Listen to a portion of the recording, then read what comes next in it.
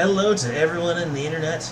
You're watching Culture Shock, the only show on the internet that knows how to separate an issue of culture from an issue of politics.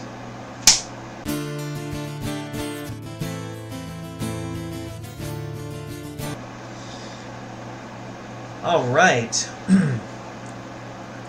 In today's news, a baggage handler for Piedmont Airlines was drunk on the job and decided to take a nap in the plane's cargo hold and woke up 5 miles away from home.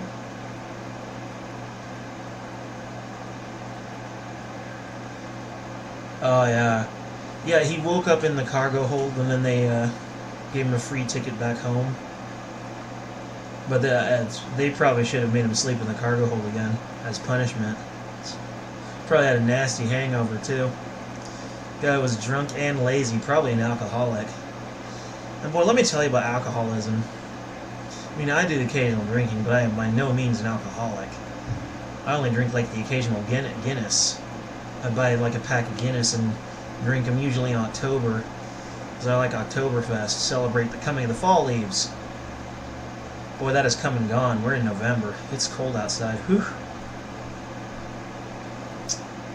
But yeah, man, this guy was drunk, lazy, you name it. I'm surprised he's even still has a job. Unbelievable, man. These alcoholics are frequently lazy or have a bad attitude. It's the alcoholism. It turns them into something they're not. It turns them into assholes.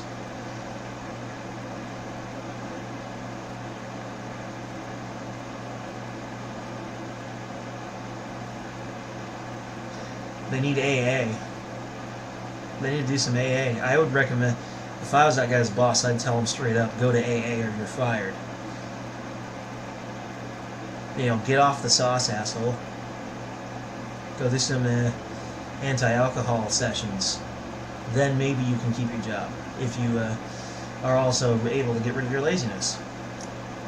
Now, moving on from something that's like a disease to an actual disease. So,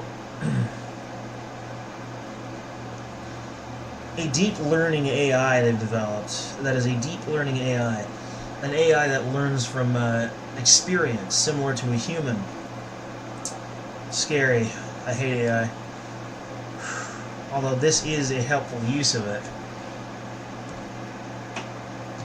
is that they're using this AI to look into Alzheimer's, studying how Alzheimer's happens so they can look for signs of early onset and then try and use preventative care to eliminate Alzheimer's. Now, it would appear that Alzheimer's seems to have some metabolic factors.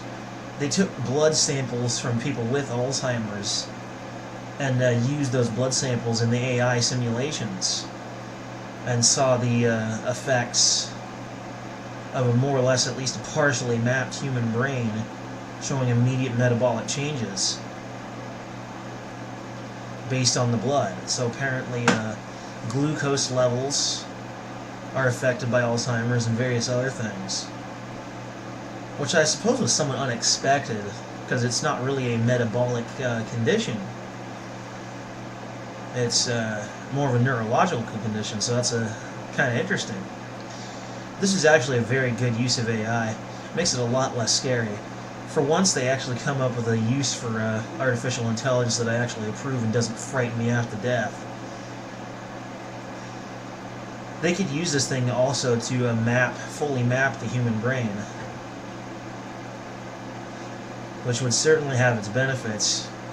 The better understanding we have of our existence on this earth, the better. So an AI fully mapping the human brain, go for it. It's fucking awesome. Moving on.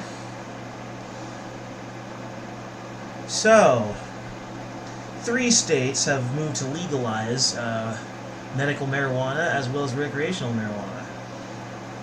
We're talking about Michigan, Missouri, and Utah. North Dakota is not following the trend, however. They're largely voting against it. Now, mind you, another thing I think is truly good. This is a good thing. See, we give you the good... See, here on Culture Shock, we give you the good news first and then the bad news next. It makes the blow much softer. It's less of a punch in the gut and more of a punch in the face. With a pillow. You know? But this is a good thing. Because medical marijuana has a lot of wonderful uses. Like, there's illnesses in young children where they have seizures and shit. If you give them, like, the CBD oil, it stops their seizures long enough for their brain to repair itself. And wonderful stuff like that. Or treating, causes cancer to go into recession. So, you know, medical marijuana is a good thing. And recreational marijuana is good for, PTSD. Mind you can become too dependent on it. Should probably use it only when the stress level is intolerably high. This is overall a good thing. It's like, some people will be all moralistic about, oh, they just want to get high, I'm not going to vote for this. Oh, really? So you're more worried about some people getting high than people's lives being saved by medical marijuana. Let the people die so that other people can be prevented from getting high. And you call that moral. Yeah, right. That's not moral, that's stupidity. The real reason why pot was made illegal, the real reason, okay, is when Mexican immigration first started, many Mexican immigrants were lazy and disruptive. And you know what they brought with them? Pot. They brought marijuana with them. And so that was used as propaganda by the paper industry, because the plant that produces pot also produces hemp. And if you studied the history of the state of Hawaii, the native Hawaiians actually used to use hemp for everything. They made clothes, houses. I mean, the stuff's durable. It's weather resistant, fire resistant. You don't even need to use asbestos because you got hemp. The stuff doesn't burn. It has a really high burn temperature for what is essentially a plant. Hemp is what's left over after you make pot out of it. You can even make hemp-based concrete and hemp paper and ropes. So the paper industry, of course, had a big issue. They used the thing about Mexican immigrants bringing in weed to propagandize it. Nixon created the drug war. So it was actually the corporatocracy, the corporate plutocrats that were behind it. It was always propaganda. There was never any reason to make a legitimate reason to make marijuana illegal or schedule it as a Schedule 1. It was also a little bit racist.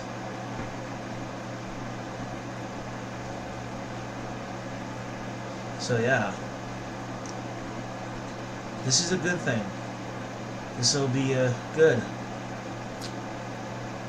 Get with the program, North Dakota. You suck. South Dakota's way better than your ass. Moving on. So, a dad, to the bad news, unfortunately, a dad in Colorado, Christopher Watts, strangled his wife, 34-year-old wife, strangled her to death, and his two daughters, 3 and 4 years old, and then threw their bodies, I think, in an oil field. Yeah. He somehow managed to avoid the death sentence, even with the agreement of both families that he should avoid it. I disagree.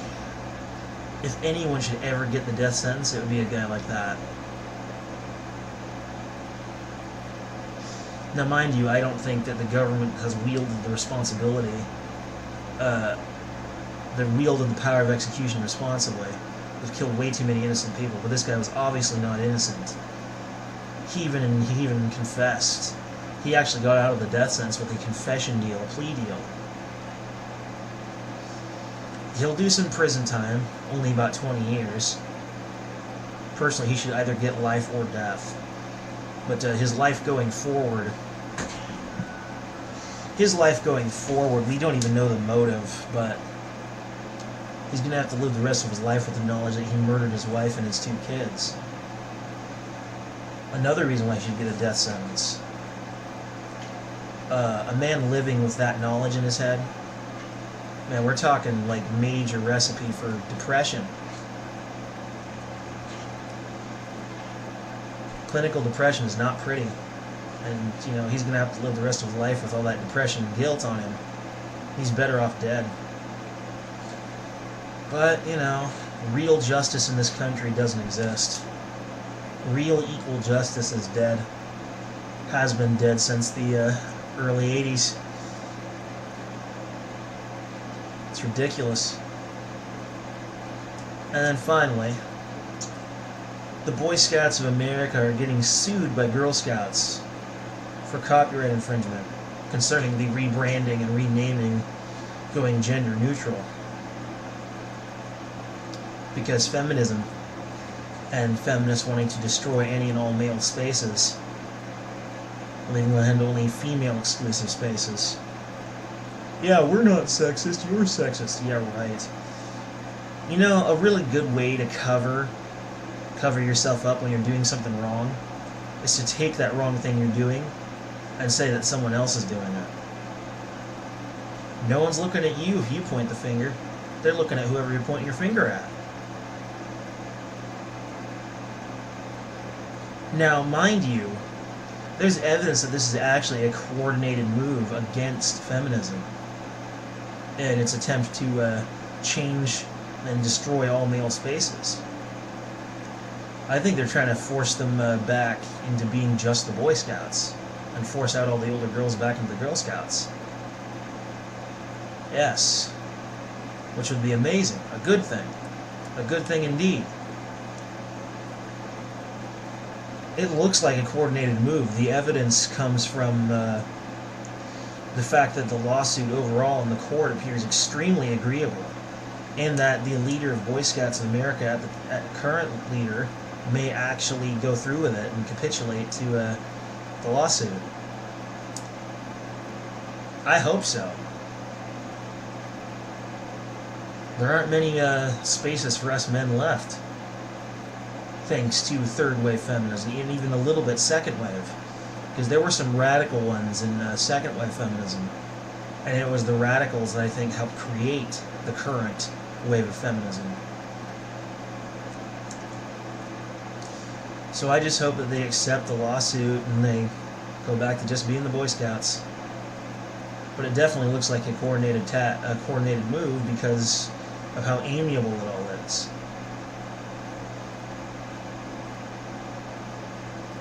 They're not being aggressive. They're not aiming to settle out of court. They're accepting it. And that seems to suggest a level of coordination. Because no one accepts a lawsuit this easily.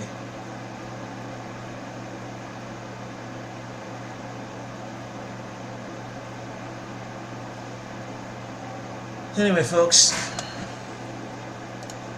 Tschüss. Don't be gender neutral.